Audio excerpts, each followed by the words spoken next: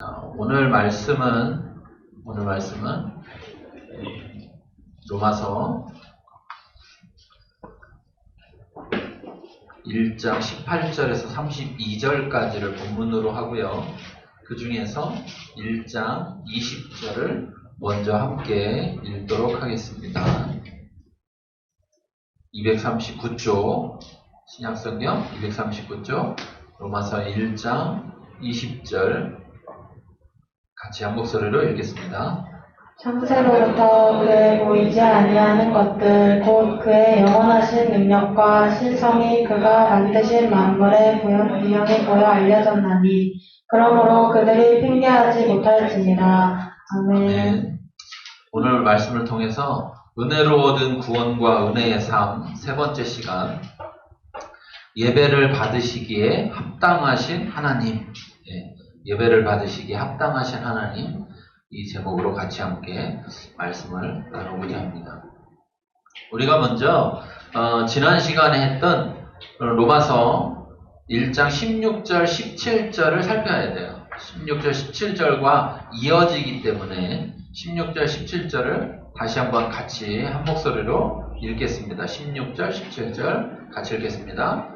우리가 복음을 부끄러워하지 아니하노니 이 복음은 모든 믿는 자에게 구원을 주시는 하나님의 능력이 됨이라. 먼저는 유대인에게요 그리고 헬라인에게로다. 복음에는 하나님의 의가 나타나서 믿음으로 믿음에 이르게 하나니 기록된 바 오직 의인은 믿음으로 말미암아 살리라 함과 같으니라. 네. 바울의 이 선언은 이 고백은 어디서 오느냐면 15절에 보면 나는 할 수 있는 대로 로마에 있는 너희에게도 복음 전하기를 원하노라 이렇게 이야기했어요. 이미 로마의 교회가 있지만 그럼에도 불구하고 나는 할 수 있는 대로 너희에게도 복음 전하기를 원하노라. 왜 그러냐? 왜 그렇게 내가 복음을 전하기를 원하느냐? 나는 복음을 부끄러워하지 않기 때문이다. 왜 나는 복음을 부끄러워하지 않느냐? 왜냐하면 복음에는 하나님의 의가 나타나서 모든 믿는 자를 구원하는 하나님의 능력이 되기 때문이다. 복음을 믿는 자에게 구원을 주시는 하나님의 능력이기 때문이다. 이렇게 말했다. 왜 능력이 되느냐라고 했을 때 복음에는 하나님의 의가 나타나서 믿음에 이르게 되나니 그래서 오직 의인은 믿음으로 말미암아 살리라 이렇게 얘기했어요. 그래서 우리는 이제 복음을 받아들인 자는 의인이고 의인은 믿음으로 사는 것이다. 다시 말해서 누가 의인이냐? 믿음으로 사는 자가 의인이다. 이렇게 말하고 있는 거예요. 세상의 기준에서는 의를 행하는 사람이 의인이다. 이렇게 생각하잖아요. 그렇죠? 그런데 성경적으로 보면 성경은 이렇게 말합니다. 의인은 없나니 세상에 의인은 없나니 하나도 없다. 왜 그러냐? 사람의 의라는 것이 하나님의 측면에서 의라는 기준으로 보면 아무리 의를 행한다 할지라도 하나님의 의라는 기준에 도달할 수가 없다는 거예요. 없다.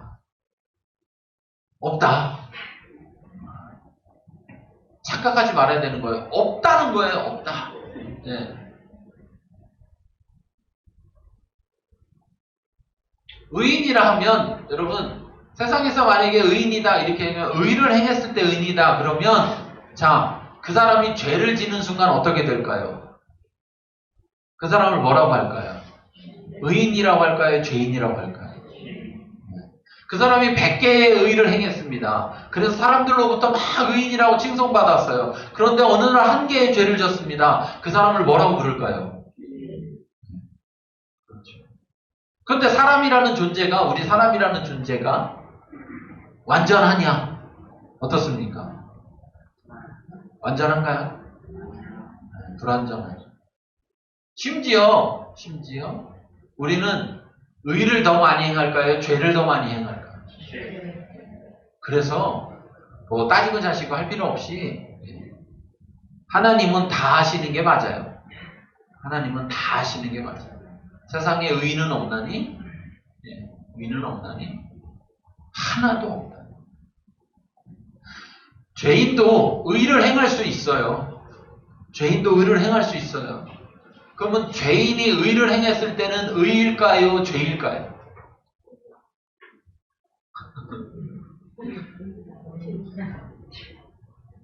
죄인이 의를 행했으면 의죠.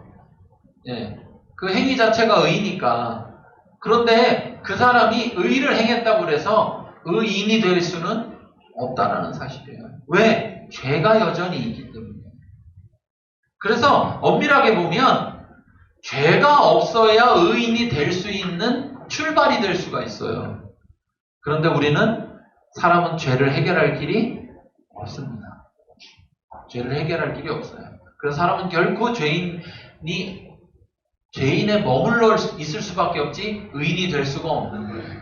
그런데 하나님은 복음에는 하나님의 의가 나타나서 믿음으로 믿음에 이르게 하는데, 그래서 뭐냐? 복음을 믿는 자, 그 사람은 믿음으로 살게 되고 그 사람은 의인이다. 이렇게 말해주는 거예요. 그러니까 이게 사실 논리적으로 따져보면 말이 안 되는 거예요. 논리적으로 따지면 말이 안 돼요.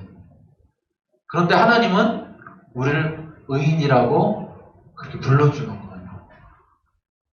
우리가 어떤 존재여서 의를 행해서가 아니라 죄를 해결해서가 아니라 우리는 그렇게 할 수가 없는데 오로지 뭐로 말미암아? 하나님의 의로 말미암아. 하나님의 의, 다시 말하면 예수 그리스도로 말미암아서 우리를 그 예수 그리스도를 믿게 해주고 그 예수 그리스도를 믿은 이후에 하나님의 말씀을 믿는 믿음으로 살게 해주는, 순종으로 살게 해주는 것을 통해서 우리를 의인이라고 해준다. 그 예수 그리스도를 통해 하나님의 의가 나타나서 우리의 모든 죄를 사해준다. 우리의 모든 죄를 해결해준다는 거예요. 그리고 우리를 의인으로 바꿔준다. 이것이 은혜가 아니면 무엇이 은혜겠습니까? 이것이 은혜라는 거예요. 그래서 우리가 구원을 은혜로 받았다. 구원을 은혜로 받았다. 그리고 우리가 또 믿음으로 살아간다는 그 자체가 뭐냐? 은혜로 살아가는 것이다. 은혜로.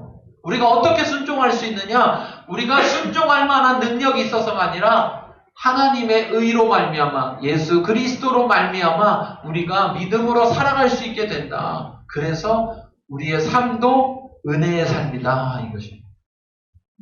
그런데 오직 의인은 믿음으로 말미암아 사는데 18절에 왜냐하면 이렇게 시작합니다. 사실 여기 본문에 안 나왔는데 왜냐하면 이렇게 시작해요. 왜냐하면 하나님의 진노가 불의로 진리를 막는 사람들의 모든 경건하지 않음과 불의에 대하여 하늘로부터 나타난다. 자, 의인은 믿음으로 말미암아 사는데 그런데 모든 사람이 의인이냐? 아니라는 거죠. 사람들 가운데는 복음에 하나님의 의가 나타났는데 그 하나님의 의를 받아들이지 않는 사람, 오히려 받아들이지 않을 뿐 아니라 불의로서 진리를 막는 사람들이 있다는 거예요. 지금 세상을 보세요. 세상에는요, 진리로 받아들이지 않는 사람들이 있어요. 그러면서 흔히 말하는, 세상에서 말하는 물타기라는 게 있어요. 물타기. 이게 사실인데 사실이 아닌 얘기를 막 퍼뜨려가지고 어떤 게 사실인지를 분간하지 못하게 하는 거. 이거 물타기라고. 여러분 유튜브 이렇게 보시다 보면 잘 보셔야 돼요. 판단력이 없으면 보지 말아야 돼요. 유튜브에서 내가요 뭐를 하나 관심 있게 보잖아요. 그러면 유튜브가 알아서 걔하고 비슷한 걸 계속 보여줘. 그러면 자기가 착각해. 우리가 뭐라고 착각하냐면 다 이렇게 생각하는구나 라고 착각해. 왜? 내가 그런 것만 보이니까. 반대는 안 보여주거든. 반대는 안 보여줘. 근데 또 반대를 보는 사람은 계속 뭐만 보여요? 반대쪽만 보여. 그러니까 그 사람도 또 어떻게 생각해요? 아, 이게 맞는가 보다. 이렇게 생각하는 이 한 가지가 맞는가 보다. 그러다 보니까 서로 싸우는 거야. 네. 상대편 얘기를 듣지도 않아. 내가 보는 것만 봐. 물타기가 많다고요, 물타기가. 정치에도 물타기가 많아서 뭐가 옳은지를 알 수 없게 만든다고, 국민들을. 그런데 그게 세상이라고요. 그러니 세상에 진리가 오니까 어떻게 해요? 진리를 순순히 다 받아들이는 게 아니라 뭐 하는 사람들이 있다. 그 진리를 받아들이기 싫은 사람들이 물타기를 한다고요. 물타기를. 흔히 말하는. 네. 진리가 아닌 거를 가지고 진리를 막아버려요. 죄라고 하는 것을 성경에서 죄라고 말하면 세상에서 그게 뭐 죄냐? 죄가 아니다. 그건 그냥 취향이다. 이렇게 말해요. 그러면서 진리를 막아버리는 일들이 벌어진다. 그런데 그러한 곳에 진리를 막는 그 불의함 가운데 그 불의함은 경건하지 않음이 포함되는데 그 속에 하나님의 진노가 나타난다는 거예요. 네. 그러니까 사실은 엄밀하게 얘기하면 이미 진노가 나타났다고 볼 수 있는 거예요. 왜? 불의함이 나타나고 있으면 거기 진노가 나타나니까. 그런데 이미 세상에서 불의함이 나타나고 있으니까 하나님의 진노도 나타났다고 볼 수 있는 거예요. 그렇기 때문에 왜 세상은 진리를 막는다는 거예요. 진리를 막는다. 그리고 불의를 따라가려고 한다는 거예요. 그렇기 때문에 오직 의인은 뭐로만 살아야 되느냐? 믿음으로만 살아야 된다. 여러분, 세상에서 성공하려고 하지 마십시오. 세상에서 성공하려고 생각하는 순간 뭐를 따르게 될까요? 세상을 따르게 돼요. 그런데 하나님의 질서와 세상의 질서는 거의 반대다 생각해야 돼요. 반대다. 그러니까 믿음으로 사는 사람은 믿음으로 산다는 건 뭐라 그랬어요? 믿음이라는 것은 믿음과 순종이라고 그랬죠. 그것이 믿음이라고 그랬죠. 그렇죠? 네. 우리가 믿고 믿었기 때문에 그 말씀에 순종하는 것, 이것까지가 믿음이라고 그랬잖아요. 로마서에서 지금 그렇게 이야기하고 있는 거예요. 그렇다면 우리가 하나님 믿었다고 하면 하나님 말씀에 순종해야지 세상의 말에 순종하면 안 된다는 거예요. 그런데 자, 여러분, 세상에서 성공하려면 누구 말을 잘 들어야 될까요? 누구 말을요? 세상의 말을 잘 들어야 돼요. 세상의 말을. 그렇기 때문에 우리는 세상의 말을 따르는 사람은 세상을 믿는 것이고 하나님 말을 따르는 사람은 하나님 말을 믿는 거예요. 오직 의인은 뭐로 산다고요? 믿음으로. 어떤 믿음이냐? 어떤 믿음? 어떤 믿음이냐가 중요한 거예요. 다 믿음으로 사는 거예요. 세상 사람들도 다 믿음 가지고 살아요. 단지 그 믿음이, 그 믿음의 대상이 하나님이 아닌 것이죠. 믿음으로 산다라는 것은 믿음의 대상인 하나님, 그 하나님의 말씀에 순종하며 산다는 것이 믿음으로 사는 것입니다. 그러므로 우리는 누구를 바라봐야 되느냐? 하나님을 바라봐야 돼요. 그럼 우리는 세상에 살지만 우리에게는 목적이 있어야 되는 거예요. 그 목적이 뭐냐? 지난 시간에 얘기한 것처럼 우리에게는 하나님의 은혜로 생명을 구원하는 복음 전파라는 사명을 주셨다. 그러니까 우리는 복음을 전하겠다는 목적으로 세상을 살아가야 되는 것이지 세상에서 잘 먹고 잘 살겠다는 목적으로 세상을 살아가면 안 된다는 것입니다. 왜 안 되느냐? 동과 서와 같은 거예요. 동과 서. 여러분, 동과 서가 하나 될 수 있어요? 없어요? 절대로 하나 될 수 없는 것처럼 세상과 하나님은 하나 될 수가 없습니다. 세상의 길과 하나님의 길은 하나 될 수가 없어요. 그러니까 우리가 세상을 따르는 순간, 세상의 길을 따르는 순간 하나님의 길은 따를 수가 없기 때문에 여러분, 세상에서 잘 먹고 잘 살려고 하는 순간, 세상에서 성공하려고 하는 순간 그 사람은 믿음으로 살 수가 없는 것입니다. 그런데 많은 경우에 이 진리를 왜곡해가지고 이 진리가 마치 세상에서도 통하는 진리인 것처럼, 무슨 말이냐면 이 진리를 가지고도 세상에서 성공할 수 있는 것처럼 거짓된 것으로 인도하는 경우가 있어요. 그래서 교회 다니는 이유가, 목적이 뭐냐? 내가 세상에서 잘 되려고 해보는데 안 되더라, 내 힘으로. 근데 교회 가면 하나님이 되게 해준다더라. 그래서 교회 다니는 경우가 많아요. 그렇게 또 사람들을 불러 모으는 경우도 많고. 하나님의 말씀, 하나님의 의가 나타나서 믿음으로 믿음에 이르게 한다라는 것은 결국 우리로 하여금 우리가 이 세상 속에 살지만 우리는 하나님 나라에 살게 한다는 거예요. 하나님 나라에 산다는 것은 하나님의 통치를 받는 나라, 하나님이 왕 되시고 하나님의 말씀을 따르는 하나님의 백성으로 사는 나라에 살기를 원하시는 것이지, 이 세상 나라에 살기를 원하는 것이 아니라는 사실입니다. 때로는 하나님께서 이 복음 전파라는 목적을 위해서, 하나님을 드러내기 위해서 세상에서 흔히 말하는 성공의 자리에 올려놓는 사람들이 간혹 있어요. 간혹 있습니다. 그 사람이 노력해서 그 자리에 가지 않았습니다. 누가요? 하나님이 그냥 그 사람을 그 자리에 갖다 놨습니다. 예. 성경에 보세요. 성경 그 두꺼운 책, 얘기를 쭉 읽어봤을 때 몇 사람 나와요? 세상에서 높은 자리에 올라간 사람 몇 사람 나와요? 여러분 그냥 기억나는 사람만 얘기해보세요. 네. 이거 봐요. 얼마나 없으면 기억이 안 나요? 수두룩 빽빽하면 기억이 잘 날 건데 하도 없어서 기억이 잘 안 나는 거예요. 요셉 있었죠? 네.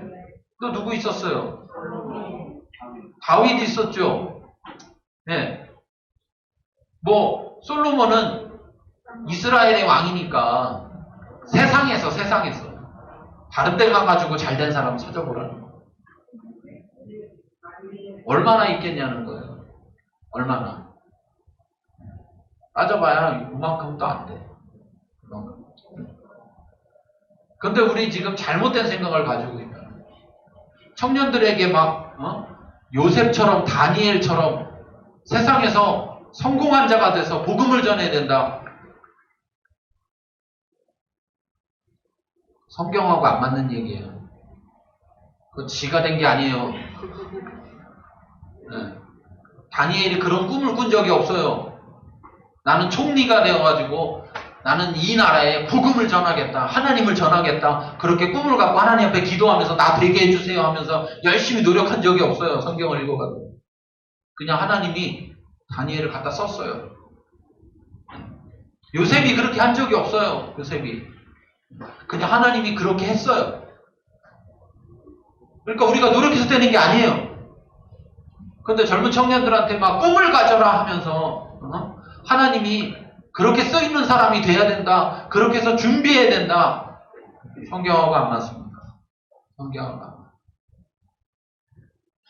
세상에서 그 자리가 필요하다면 그 성공을 목적하는 게 아니라 그것을 통해서 복음 전파를 위해서 그런 것입니다.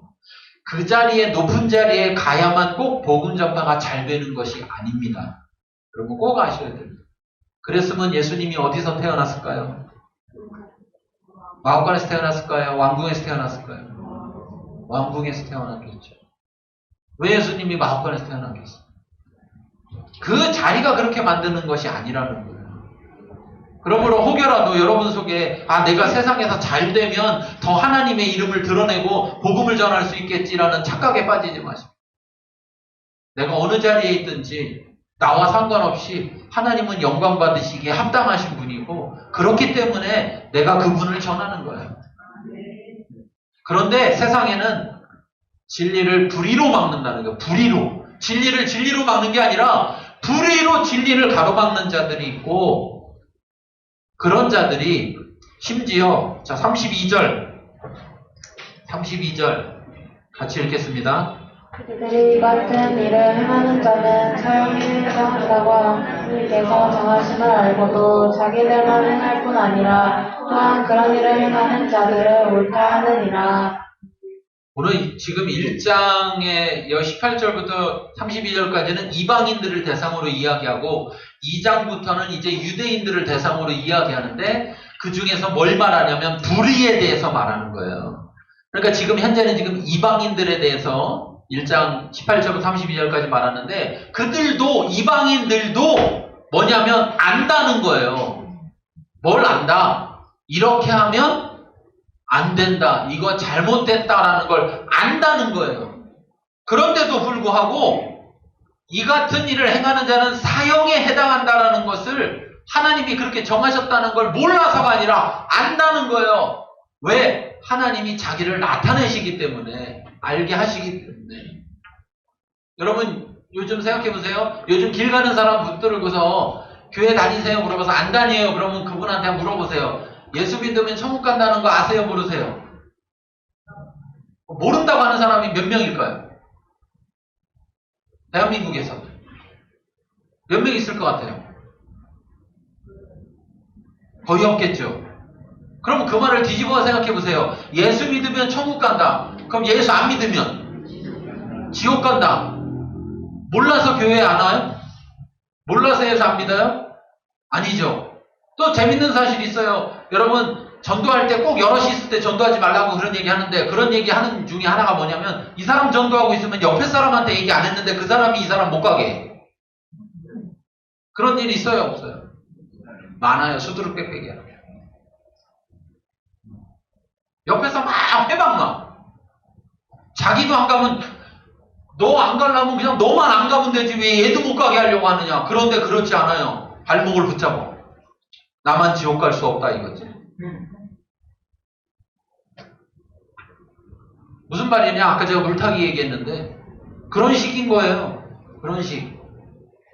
무슨 식이냐면 다수가 그렇게 행함으로 해서 마치 다수가 행하니까 뭐가 진리인 것처럼, 다수가 진리인 것처럼. 다수가. 여러분 민주주의 사회라는 게 뭐예요? 민주주의 사회가 뭐로 결정해요? 다수로 결정한다 이거잖아요. 민주주의는 인본주의의 꽃이에요. 민주주의는 인본주의의 꽃.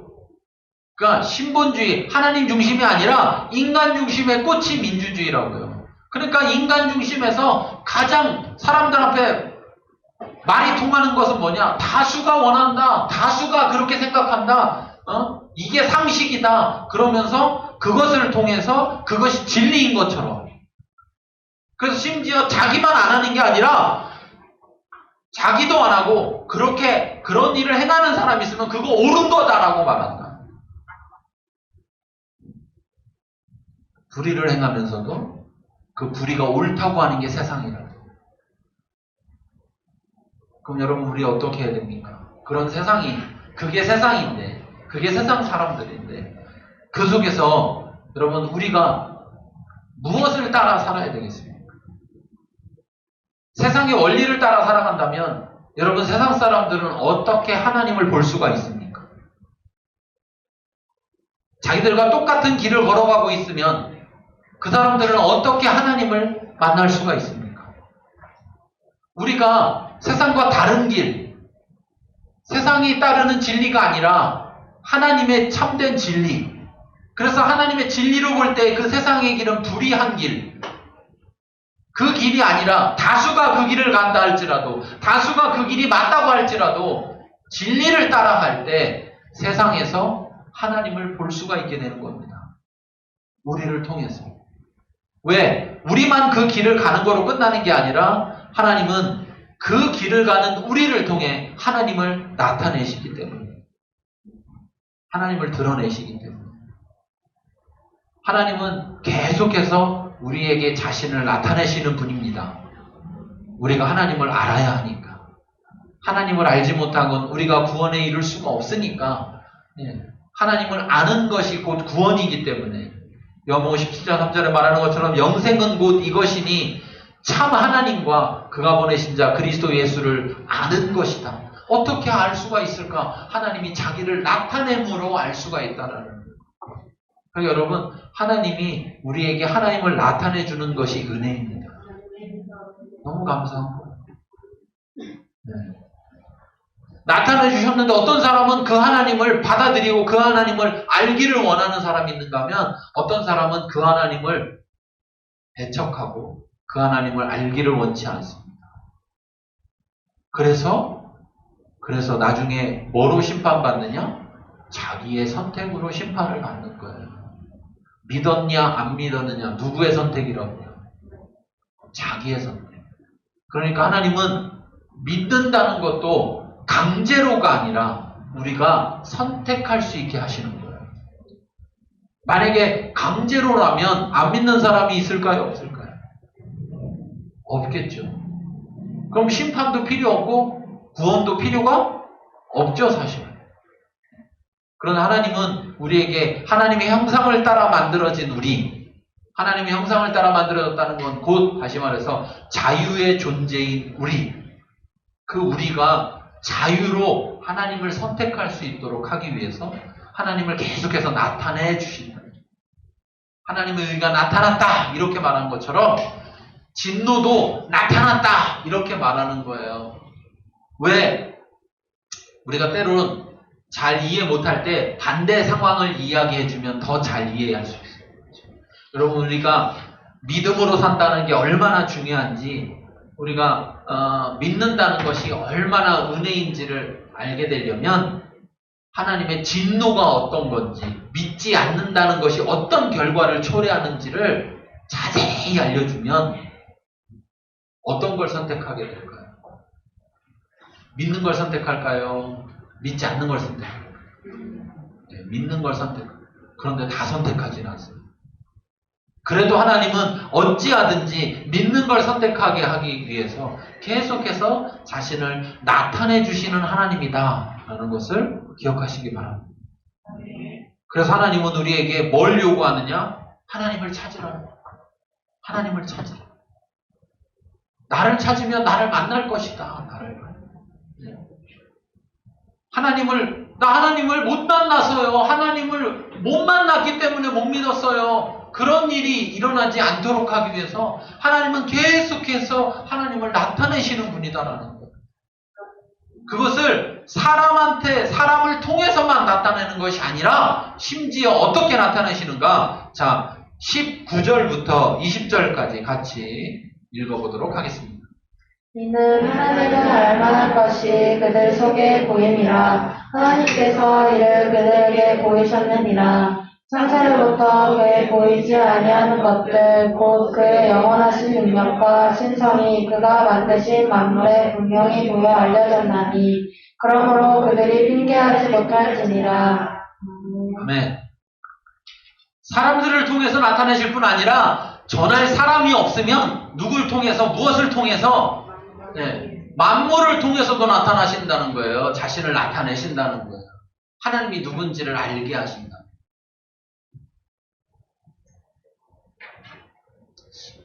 여러분, 그 산 같은데 이렇게 멋있는 산이나 뭐 이런데 가면 이렇게 사람들이 보고 이야 참 신기하다 이런 얘기들 하잖아요, 그렇죠? 그런데 저는 그런 장면을 자연의 모습, 그 웅장한 그 모습, 여러분 이 사람이 만든 건축물을 보고 웅장하다는 말을 쓰는 건 좀 사실 잘 적합하지 않은 것 같아요. 왜냐하면 그런 말 쓰는 거 별로 본 적이 없어요. 네. 옛날에 지은 건물을 옛날 시대에 웅장했다는 건물들은 지금 시대에 보면 되게 초라하죠. 그렇죠? 지금은 뭐 몇백 미터를 건물을 몇백 미터 높게 지잖아요. 이렇게. 그러니까 근데 그렇게 져도 건물이 몇백 미터여도 산은 얼마네요? 몇천 미터잖아요. 몇천 미터. 네. 그러니까 비교가 안 돼요. 근데 그런 자연을 보면서 놀라움을 금치 못하고 고백하는 사람들 중에 저 이런 사람을 한 번도 본 적이 없어요. 이야, 땅이 신기하게 잘 진화가 됐네. 야, 폭포가 신기하게 진화돼서 저렇게 만들어졌네. 야, 어쩌다 보니 이렇게 신기하게 만들어졌네. 이런 얘기 하는 사람 들어본 적 있어요, 옆에서? 응?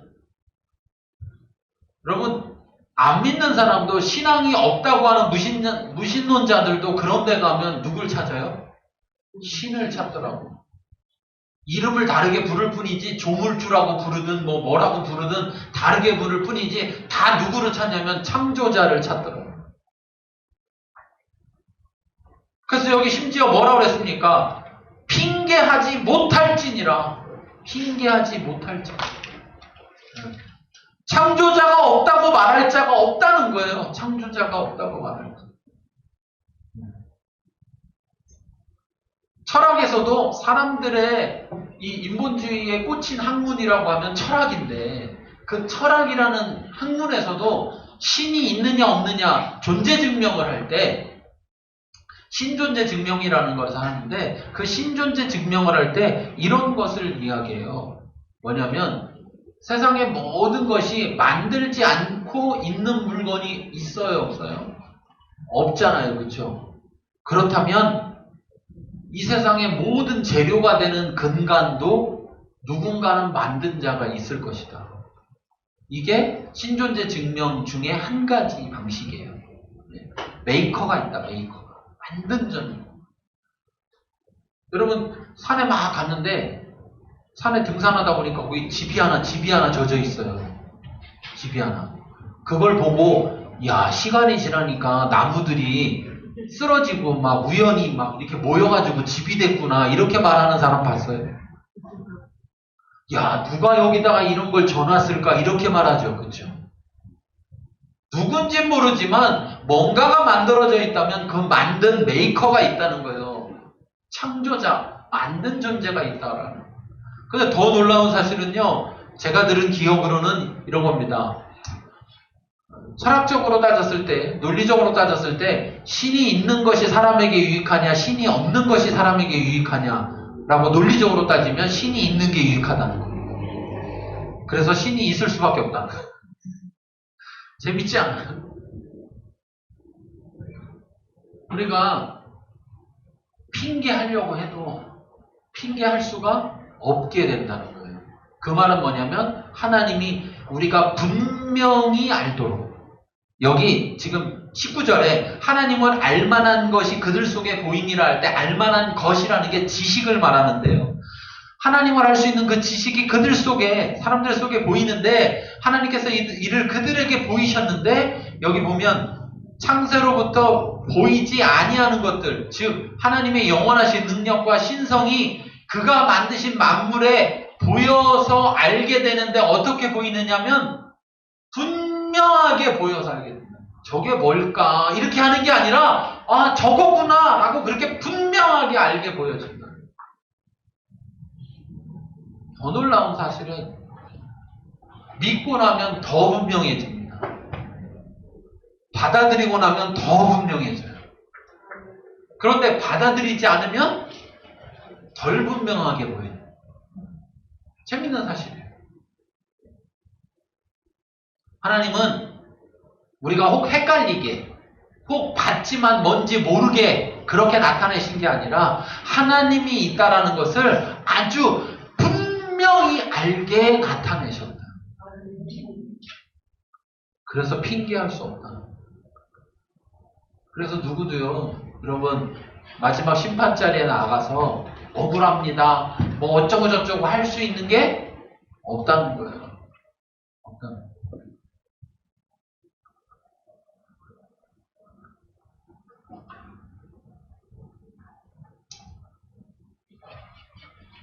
문제는 뭐냐? 그렇게 보여줬는데도 불의로 진리를 막는다. 그러니까 못 봐서 그런 게 아니라 봤는데도 뭐 하는 거예요? 받아들이기를 원치 않는 거예요. 거부하는 거예요. 요한복음 1장에도 보면 뭐라 합니까?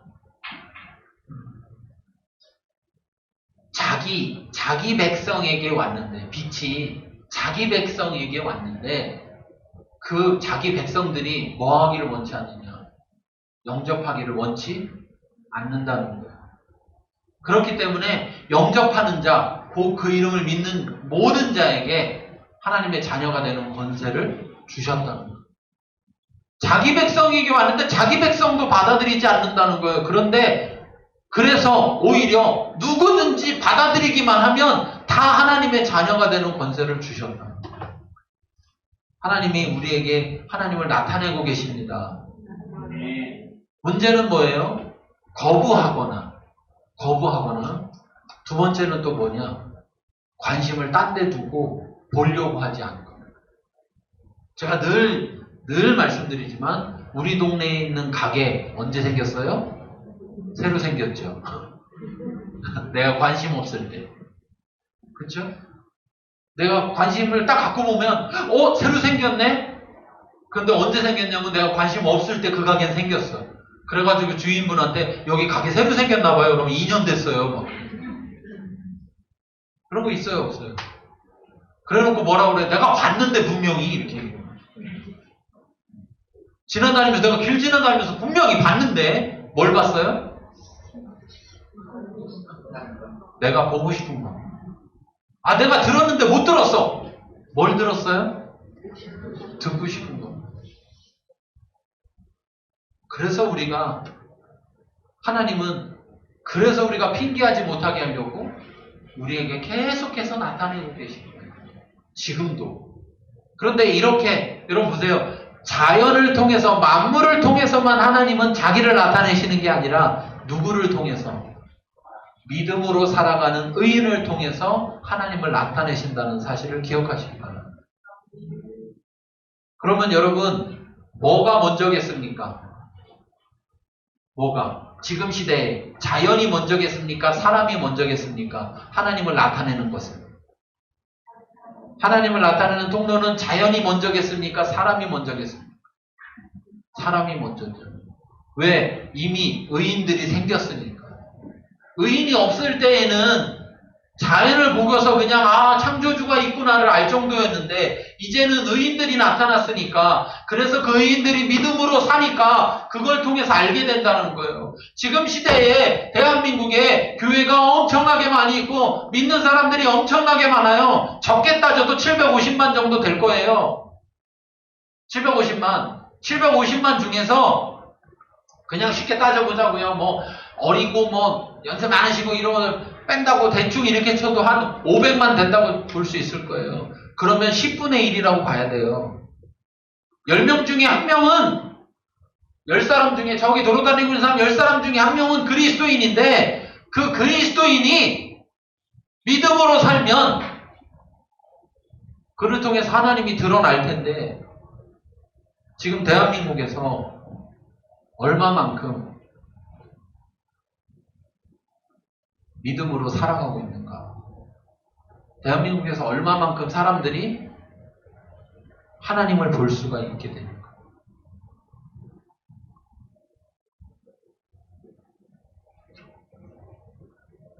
소금이 맛을 잃으면 어떻게 한다고 그랬어요? 소금이 맛을 잃으면 쓸 데가 어디다 써요? 없어. 그냥 버려. 우리가 하나님을 드러내는 것, 복음을 전파하는 것이 우리의 목적인데 그 목적이 우리에게서 사라지면 그리고 우리 안에 다른 목적이 들어와 있으면 우리는 다른 목적으로 살아가게 될 거고 그러면 참된 목적이 드러나지 않게 되면 우리는 세상으로부터 어떻게 될까요? 그 사람들이 우리를 고이고이 간직할까요? 버릴까요? 우리를 버리겠죠. 왜 세상이 교회를 핍박할까? 왜 세상이 믿는 사람들을 박해할까? 세상이 나쁘다고 말하기 전에, 세상이 잘못했다고 말하기 전에 교회가 교회인가를 생각해봐요. 교회가 교회인가? 교회가 누가 봐도 교회인가? 세상에서 왜 자꾸 교회를 향해서 기업이라고 말하는가? 교회인데 왜 교회를 갖고 자꾸 기업이라고 말하는가? 교회가 교회라는 목적이 사라지고 기업이라는 목적이 그 사람들에게 보여진다는 얘기죠. 그렇기 때문에 우리는 세상 가운데 진리를 불의로 막는 세상 가운데, 그렇기 때문에 우리는 더더욱 믿음으로 말미암아 살아야 하는 것입니다. 믿음으로 말미암아 살아요. 그래야 우리를 통해 하나님이 나타나시는 겁니다. 계속해서 세상 가운데 하나님을 나타낼 수 있게 되는 것입니다. 그 나타내기 위해서 하나님이 나를 통해서 나타내시는데, 나를 통해 나타내기에 내가 높은 자리가 필요하다면 하나님이 알아서 높은 자리 갖다 놓을 것이고, 내가 낮은 자리에 있어야 될 거라면 나를 낮은 자리에 두실 거예요. 내가 어느 자리에 있든지 그 자리가 복음을 전하는 것이 아니라, 복음을 전하는 것은 바로 나 자신이라는 것을 우리가 기억해야 돼요. 그 복음을 전하기 위해서 가장 먼저 해야 될 것이 뭐냐? 우리가 믿음으로 말미암아 살아야 한다는 사실입니다. 믿음으로 말미암아 살아야 합니다. 진리는 세 가지 특징이 있습니다. 세 가지 특징. 진리는 어떤 특징이 있느냐? 첫 번째, 보입니다. 보여요. 가시적이에요. 그래서 하나님도 보이셨다. 자기를 보이셨다. 진리는 보여집니다. 두 번째, 진리는 알만한 것이다. 진리는 도저히 이해가 안 되고 납득이 안 되고 모르겠고 이런 게 아니라, 진리는 이해할 수 있는, 우리가 그렇구나 하고 받아들일 만한 것이라는 거예요. 세 번째는, 진리는 여기 보면 창세로부터 보여졌다는 거예요. 다시 말해서 영원하고 변하지 않아야 된다라는 거예요. 여러분, 세상에서 진리라고 말하는 것들, 특히 여러분 과학이라고 말하는 거, 의학이라고 말하는 사람들, 특히 보면 막 의학이라고 말하면서 과학이라고 말하면서 자기들이 절대 진리인 것처럼 말하는데, 50년 전만 봐도 50년 전에 아니라고 그랬던 게 50년 후에는 그런 게 되어 있고, 50년 전에 그렇다고 했던 게 50년 후에는 아닌 게 되어 있는 것이 의학이고 과학입니다. 그렇습니까? 안 그렇습니까? 50년 전에는 약이라고 줬는데 50년 후에는 그건 약으로 주면 절대 안 된다고 하는 약도 많아요. 진리는 변하지 않아야지 진리인 것이지, 그렇게 자꾸 변하면 진리가 아닌 거예요. 그런데 참된 진리는 영원성, 그냥 오래만 있는 게 아니라 변하지 않는, 왜? 그것 자체가 완전하다라는 것이죠. 그리고 그 진리에, 참된 진리에는 하나님의 영원한 능력과 신성이 포함되어 있어야 된다. 여러분, 세상이 말하는 진리는 참된 진리일 수가 없습니다. 왜냐하면 세상은 영원하지 않기 때문에, 세상은 잠시 잠깐 있는 것이기 때문에 세상에서 말하는 것은 참된 진리일 수가 없어요. 오직 하나님의 진리만이 참된 진리일 수 있는 것입니다. 이러한 진리를 사람들에게 나타내신다는, 지금 시대는 더 많이 나타내지고 있는데 사람들이 핑계할 수 없게 하신다는 거예요. 자, 그런데 사람들이 어떻게 하느냐? 그렇게 하나님은 하시는데도 불구하고 사람들이 어떻게 하느냐? 21절부터 23절 같이 읽겠습니다. 하나님을 알되 하나님을 영화롭게도 아니하며 감사하지도 아니하고 오히려 그 생각이 허망하여지며 미련한 마음이 어두워졌나니, 스스로 지혜 있다 하나 어리석게 되어 썩어지지 아니하는 하나님의 영광을 썩어질 사람과 새와 짐승과 기어다니는 동물 모양의 우상으로 바꾸었느니라. 모르는 게 아니라 그 지식을 아는데도 불구하고 하나님을 영화롭게 하거나 감사하지 아니한다는 거예요. 다시 말하면 하나님을 예배하지 않는다는 거예요. 여러분, 예배가 이렇게 중요한 거예요. 우리가 예배를 왜 하느냐? 하나님을 아는 자가 예배하는 거예요. 하나님을 알고 나니까 하나님의 그 영화로움, 하나님이 얼마나 하나님의 그 영광을 알게 되고, 하나님의 그 하신 일들을 알게 될 때 감사하지 않을 수가 없기 때문에 그분 앞에 그 영광과 그분 앞에 그 감사를 돌려드릴 수밖에 없다라는 거예요. 그런데 세상은 예배하지, 불의로 진리를 막는 자들은 예배하지 않는다는 거예요. 그러면서 어떻게 하느냐? 오히려 그 생각이 허망하여지고 미련한 마음이 어두워졌다는 거예요. 왜? 진리를 받아들이지 아니하니까, 비진리가, 가짜 진리가, 거짓 진리가 그들 속에 가득하니까 오히려 미련해졌다는 거예요. 그래가지고 어떻게 하느냐? 자기 스스로 지혜 있다고 생각한다는 거예요. 지혜 있다고 생각하는데 지혜 있어진 게 아니라 어리석어졌다라는 거죠. 어리석어져서 어떻게 합니까? 결국은 누구한테 예배를 해야 되느냐? 하나님에게 예배하는 게 아니라 여기 말하는 것처럼 썩어질 사람과 새와 짐승과 기어다니는 동물 모양의 우상으로 바꾸었느니라. 어떤 경우에 사람을 우상으로 사람에게 예배하고 어떤 경우에 새에다가 짐승에다가 기어다니는 동물에다가 이런 것들을 만들어 놓고 거기다가 예배한다는 거예요. 이 미련해지면 세 가지를 바꾸었어요. 여기 보니까 첫 번째는 예배의 대상을 바꾸었다는 거예요. 바꾸었느니라 이렇게 나와요. 자, 그 다음에 넘어가 보시면 두 번째 25절에 보면 그들이 하나님의 진리를 거짓으로 바꾸었다. 진리를 거짓으로 바꾸었다. 이게 나와요. 또 세 번째 보면 뭐가 나오냐? 26절에 보면 부끄러운 욕심대로 내버려두셨으니 그들의 여자들도 순리대로 쓸 것을 바꾸어 영리로 쓴다. 남자들도 순리대로 여자 쓰기를 버리고 서로 향하여 음욕이 불릴 듯하며 남자가 남자와 더불어 부끄러운 일을 행하여 그들의 그릇된 상당한 보험 자신을 받았느니라. 자, 뭐냐?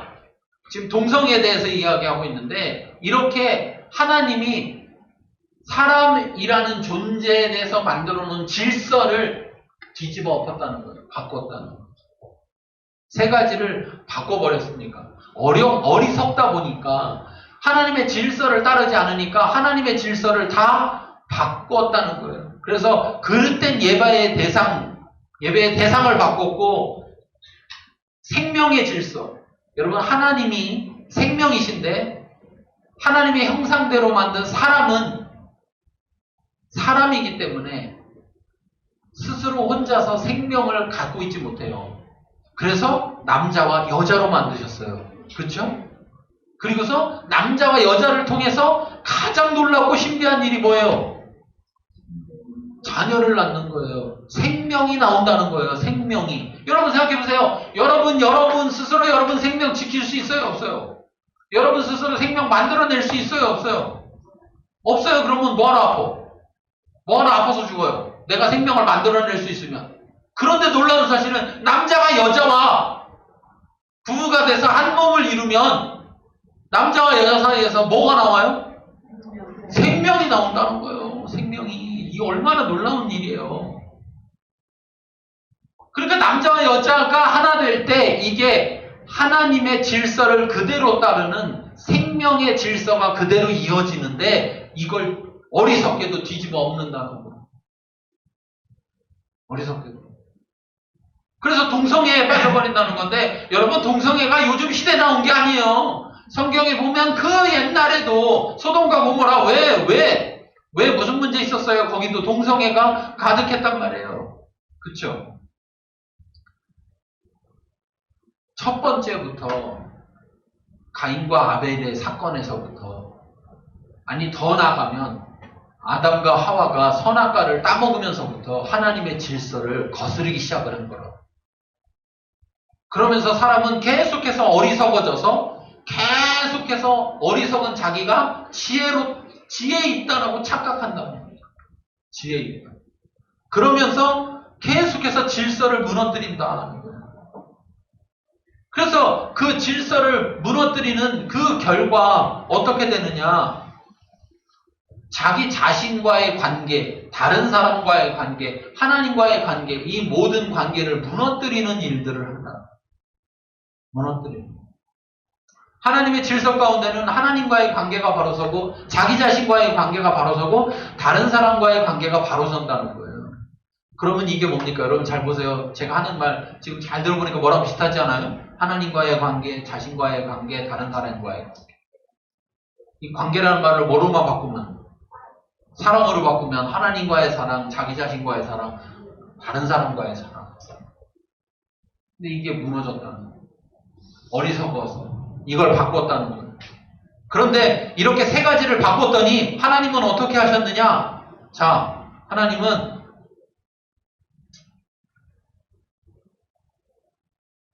진노하셔서 하나님의 진노를 나타내셨는데 그 진노가 어떻게 나타났냐면 24절에 보니까 하나님께서 그들을 마음의 정욕대로 더러움에 내버려 두사.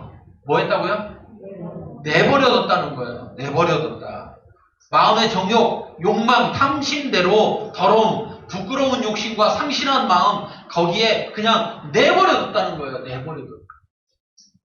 왜 이런 거 있잖아요. 부모가 자녀한테 너 하지 마라 그러는데도 계속 말 안 듣고 해. 그러면 부모가 뭐라 그래요? 해라. 네 맘대로 해라. 그게 뭐예요? 부모가 자녀에게 내리는 벌이야, 벌. 왜? 그걸 하면 어떤 일이 벌어질지 부모는 알아. 그러니까 네가 지금 정신을 못 차리니까 언제 정신을 차리겠느냐? 그 일을 당하면 정신 차릴까? 그러니까 지금 내버려 두시라. 자, 그 말이 또 나와요. 그 말이 26절에도 보면 하나님께서 그들을 부끄러운 욕심에 동성애하게 그냥 냅뒀다네. 냅뒀다. 내버려 두셨다. 내버려 두셨다. 또 28절에 가보면 그들이 마음에 하나님 두기를 싫어하며 하나님께서 그들을 그 상실한 마음대로 내버려 두셨다. 그래서 합당하지 못한 일을 하게 하셨다. 그냥 내버려 둬서 혼자 하게만 하는 게 아니라 더 부추겼다는 거예요. 하게.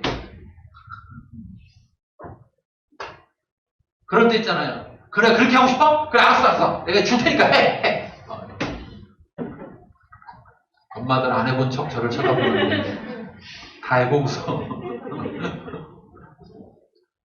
왜 그래요? 빨리 돌이키게 하려고. 잘못을 왜 저지르게 내버려 두느냐. 잘못을 저지르게 하려는 게 아니라 잘못을 저질렀을 때 잘못된 결과가 오게 될 거고 그 결과를 경험함으로 인해서 돌이키게 하려고. 그런데 내버려 그냥 두면 또 빨리 안 할 수 있으니까 뭐예요? 빨리 하도록 해서 빨리 경험하고 빨리 깨닫고 빨리 돌아오게 오는. 그러니까 여러분 진노도 어디에서 나오는 거예요? 사랑에서 나오는 거예요. 사랑하지 않는 사람에 대해서 진노할 필요가 있어요, 없어요? 옆집 애가 뭐 잘하고 다니든 잘못하고 다니든 엄마가 막 진노해요, 안 해, 내가? 옆집 애 때문에 진노해요? 우리 애 때문에 진노하지? 사랑해서. 여기 보니까 마음에 하나님 두기를 싫어했다. 이건 뭐예요? 관계를. 하나님과 관계를 끊으려고 해요.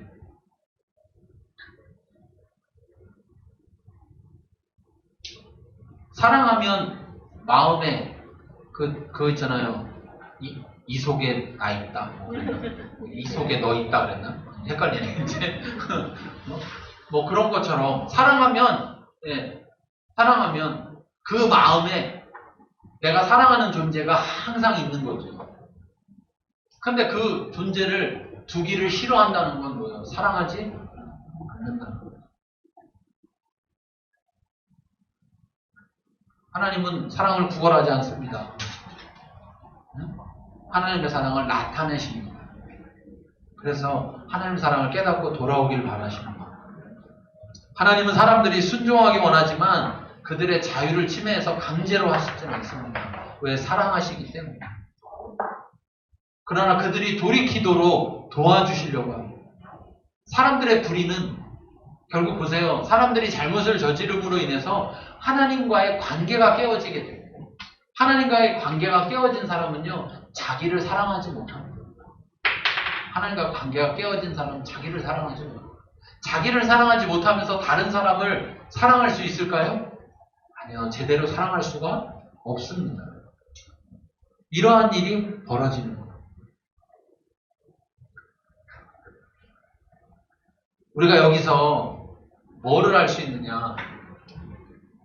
하나님의 사랑은, 하나님의 그 참된 사랑이라는 것은 정말 불의를 행하는 자들에게까지도 그들을 그냥 포기하고 버리시는 게 아니라 그들에게 진노를 나타내셔서 그들이 하나님께로 진리 가운데로 돌이킬 수 있는 그 기회를 주시는 하나님의 은혜를 생각해 봐야 돼요. 하나님은 지금 우리의 잘못이 무엇인지를 다 드러내려고 하고 있습니다. 그래서 자, 읽고 넘어가겠는데요. 29절부터 31절까지 읽겠습니다.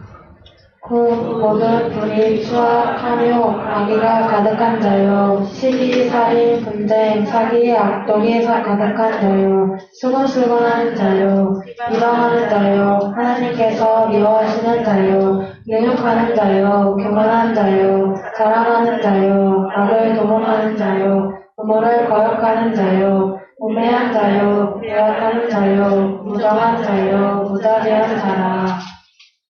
자, 이러한 모습이 바로 사람의 모습이고 이러한 모습이 바로 우리의 모습이라는 겁니다. 우리가 진리를 따르지 아니할 때 우리의 모습은 이럴 수밖에 없다는 거예요. 우리가 진리를 따를 때 믿음으로 살게 될 때 이러한 모습을 벗어나게 될 것이고, 그러면 이러한 모습 속에서 아까 일어났던 그 질서가 바로잡히게 될 거라는 거예요. 그래서 하나님을 온전히 예배하게 될 겁니다.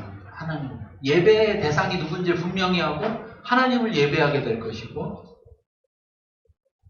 하나님의 질서 안에서 생명 가운데 우리가 거하게 될 거라는 거예요. 생명 가운데.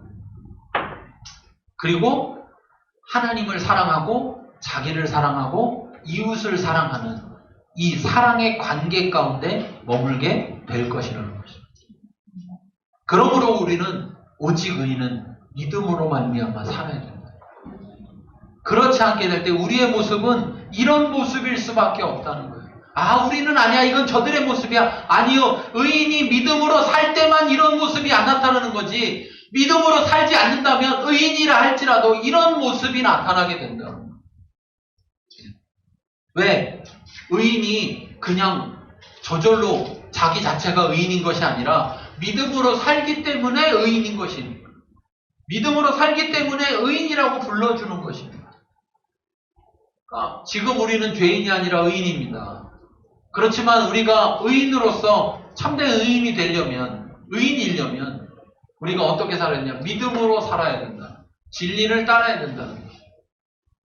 그래서 우리로 인하여서 이러한 진리를 거스르는 일들이 나타나지 않고, 그럴 때 진리를 거스르는 사람들에게 나타나는 모습과 진리를 따르는 사람들에게 나타나는 모습이 달라야 그 거스르는 사람들이 진리를 따르는 사람들을 통해 진리를 보게 될 것입니다.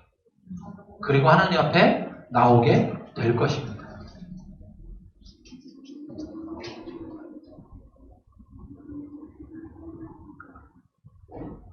여러분, 여기서 32절 다시 한번 같이 읽겠습니다. 우리 같은 일을 행하는 자는 사형에 해당한다고 하나님께서 정하심을 알고도 자기들만 행할 뿐 아니라 또한 그런 일을 행하는 자들을 옳다 하느니라. 여러분, 여기서 중요한 사실, 하나님의 정하심, 하나님의 진리, 하나님의 기준, 하나님의 질서를 아는 것만으로는 부족하다는 거예요. 이들은 몰라서가 아니라 알면서도 그것을 따르지 않았다는 것입니다. 그러면 우리는 어때야 됩니까? 우리는 어때야 될까요? 우리는 먼저 하나님의 그 정하심, 하나님의 진리, 하나님의 기준, 하나님의 질서를 알아야 되겠죠. 그리고 알고 끝나야 될까요? 아니요. 그것을 순종하며 살아야 되겠죠. 그것이 바로 믿음으로 사는 것이 될 것입니다. 자, 오늘 본문에서 하나님 우리에게 무엇을 말씀하시는가 같이 읽겠습니다. 내게 자신을 나타내신 하나님은 예배를 받으시기에 합당하시다. 여러분, 우리가 우리에게 자신을 나타내신 하나님을 자꾸 알아야 됩니다. 그리고 우리가 그것을 알았다면 그 증거로 예배를 드리는 것으로 우리가 믿음으로 사는 첫 출발을 하는 것입니다. 예배를 드리지 않으면서 다른 것을 믿음으로 산다. 그것은 하나님이 어떤 존재인지를 알지 못하는 것입니다. 하나님이 어떤 존재인지를 안다면 가장 먼저 가장 중요한 것은 그분을 예배하는 것일 겁니다. 그것을 바꾸어서는 안 될 것입니다. 우리 예배 대상이 다른 것이 되면 절대로 안 될 것입니다. 우리 시간에 이 말씀들을 생각하면서 우리 자신을 돌이켜보면서 같이 함께 기도하고, 내가 정말 하나님을 얼만큼 알고 있고 그 하나님의 기준을, 정하심을 얼마나 따르며 살아가고 있는가. 내가 하나님을 안다면 하나님을 예배하는 것을 가장 우선하고 있는가. 그분이 예배받으시 합당하신 분이라는 것을 알고 있는가. 우리 자신을 돌이켜보도록 하겠습니다. 네, 함께 기도하겠습니다.